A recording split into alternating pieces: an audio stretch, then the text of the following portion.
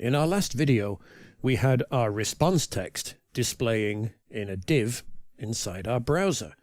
So this means that we're working with JSON, right? Well, unfortunately not. What we're actually working with is a string that's formulated to look like JSON.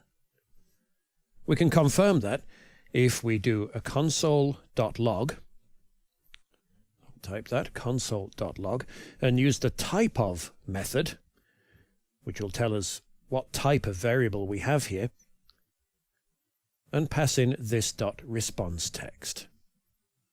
So when I inspect this page and go to the console, you can see that this is the type of string. It's not an object, which is what we would expect if it were JSON. It's just a string that looks like JSON. So what we need to do is to read or to parse this string into a JSON data structure, similar to how we did with Python in a previous video. The way that we do this is by using the JSON.parse method.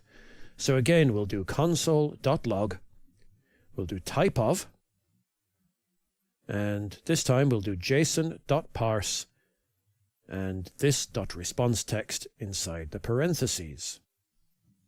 So let's save that. When we go back to our page and inspect again, we can see there that we have a typo. Let's just go correct that. Type of, not type or. And when we reload, now it says that this is an object. So instead of just telling us that this is an object, let's actually see the data contained in that object.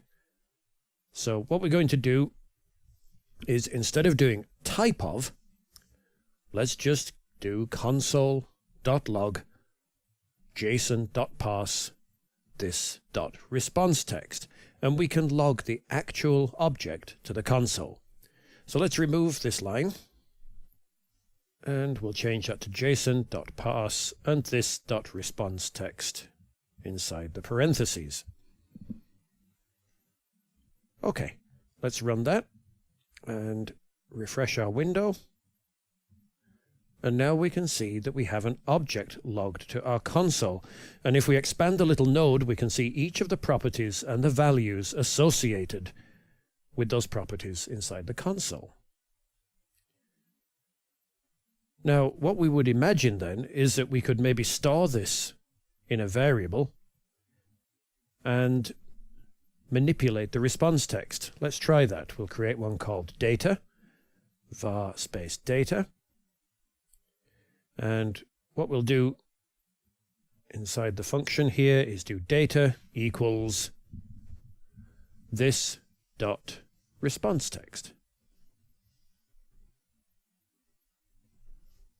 Okay, and we would expect then that outside of this function we can do console.log and log our data variable. So let's see what we get. Well, unfortunately, we don't get the result that we were expecting. And we're going to see why this is in our next video. But right now, what we've seen is that the data coming back is a string.